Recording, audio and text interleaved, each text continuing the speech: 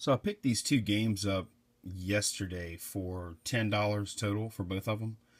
And the reason I got them so cheap is that the battery is actually dead in both of them. So this video is going to be about replacing the battery. I'm going to start with this one for this video, and I'll do this one next time. We got Pokemon Gold and Pokemon Sapphire version. This is Game Boy Color, and with the battery depleted in this one, you can't even save games. You can still play, no save games. This one, the Game Boy Advance game, you can still save, but the clock, it's basically a real-time clock. The battery is powering, so anything that has to do with clock events, and I think also the random number generators affected aren't functional here. But there again, you can still play and you can save. Now, if you take a battery out of this one that's still good and you replace it, you're going to lose your save data. On this one, we're not going to lose our save data because it has nothing to do with the battery here. So let's go ahead and get started. So I think a good place to start will be just to show you what the game does when the battery is dead. So I'm going to put it in this DS Lite. DS Lite can play Game Boy Advance games. Okay, so it starts up as normal.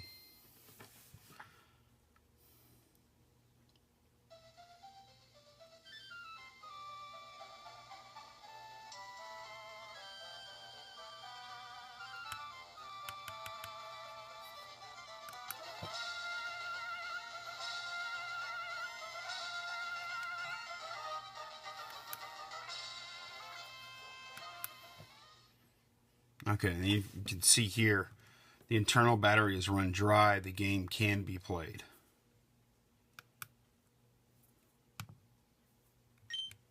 However, clock-based events will no longer occur.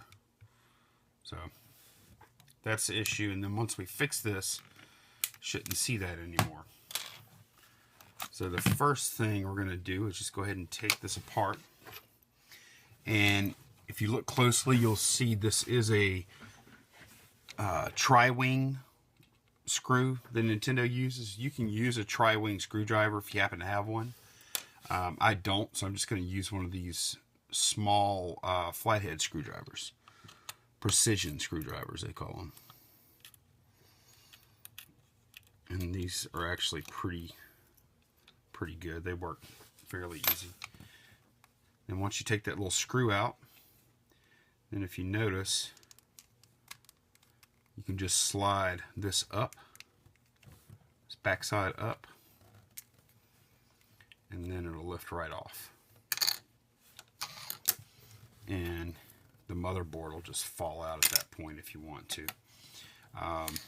This is the battery here, and we have two terminals. We have a, looks like that's a negative terminal on top here, and the battery, and then we have the positive terminal down here.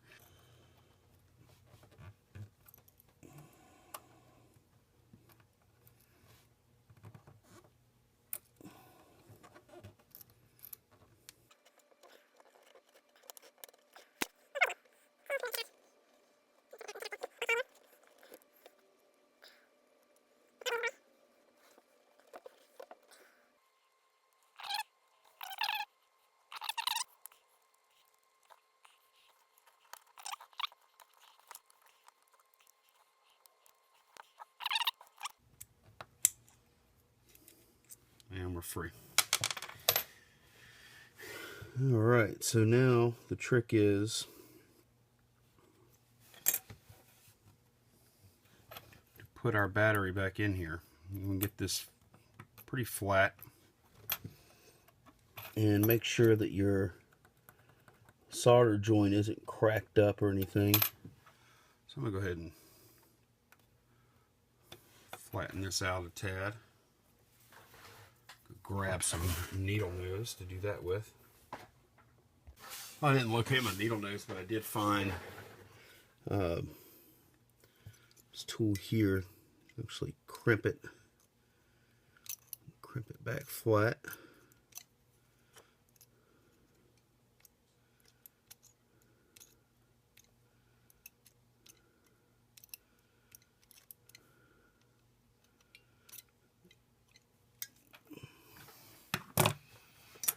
Okay, so this one goes down first. We'll put a little bit of a bend in it.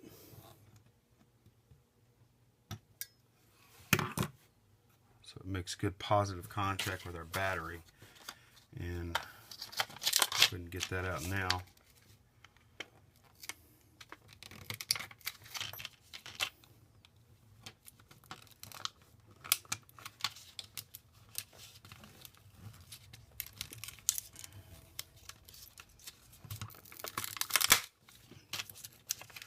If you remember, we had the negative side up.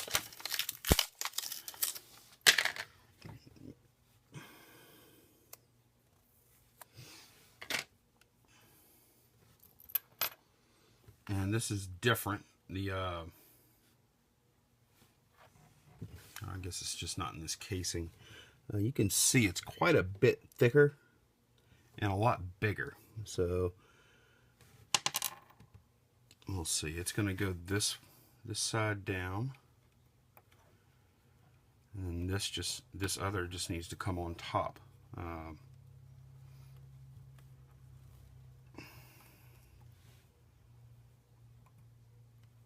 And once we actually put that in the case, I think it's going to hold fine. I will put a little solder in here.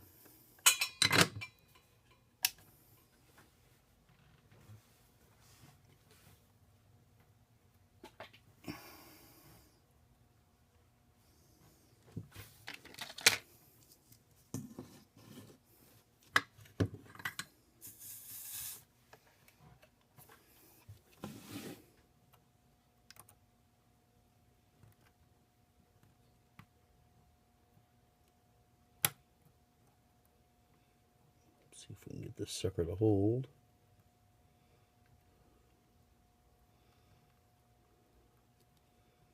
Spot of solder.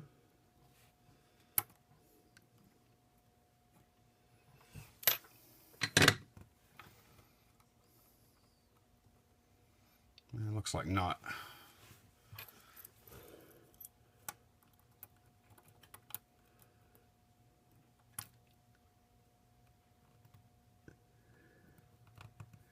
Try this one more time. I'll apply pressure here.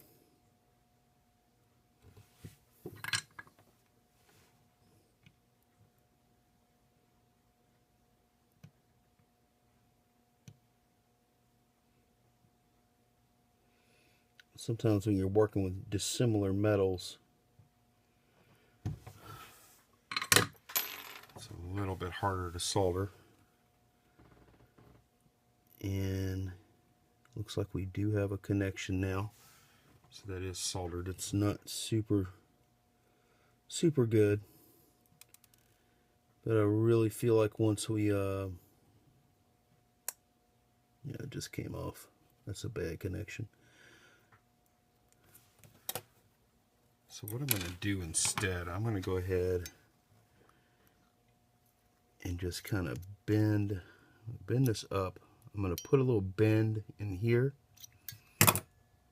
then I'll bend it back down. And whenever I slide the battery in, there'll be plenty of tension there.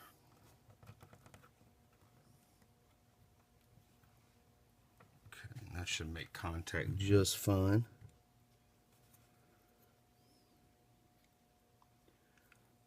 There again, I'm still a little concerned about how much room it's going to take up in the case. But let's take a look.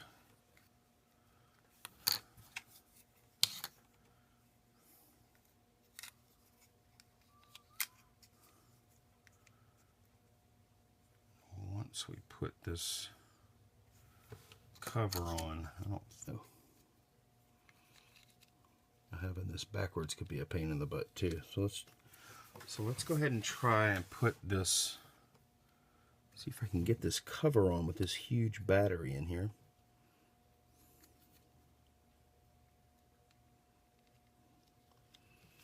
And let's see how tight the case is at that point.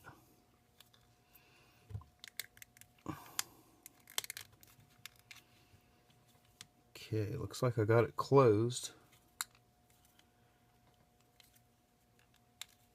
And it looks like it's looks like we might be good here. Put the screw back in.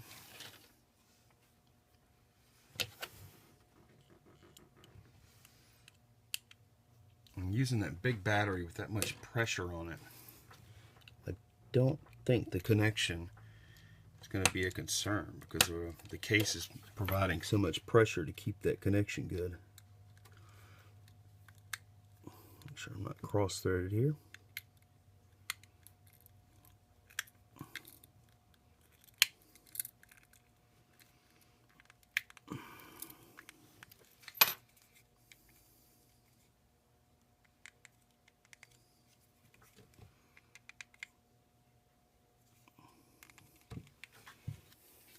Okay, let's give her a try. And it's not too tight or anything like that with that big battery in. It's just fine. Let's see what happens.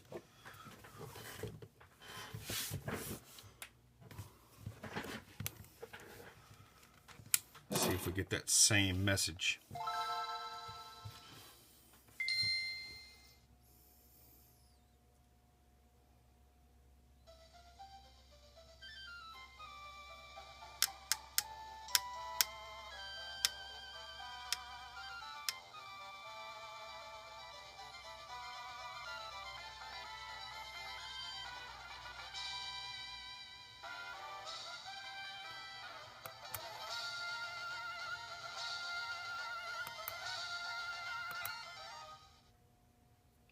No message, so we are good.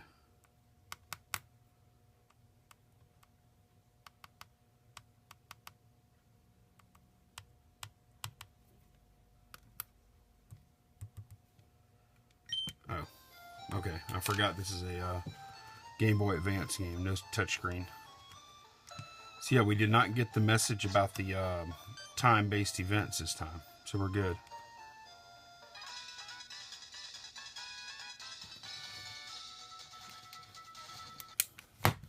Alright, that's it, guys. We have repaired this Pokemon Sapphire game. It's got a huge battery, so it should be good for at least another, I guess another 10 years or so. Thanks for watching. Bye. I wanted to add one more thing. I would recommend using the smaller battery. I use these 2025s because that's what I happen to have on hand. If I were you, I think I would use the size that actually came out, which is a CR16. You guys can see this, 1616. Then it'll be real small like this. You won't have the issue I had. And if you look, you can see the case is just a little bit open there. It's not going to come undone because it's locked into place whenever I slid it, and it's not tight, too tight to go in the game or anything like that. But just to make it easier, I would use one of these. So, thanks again.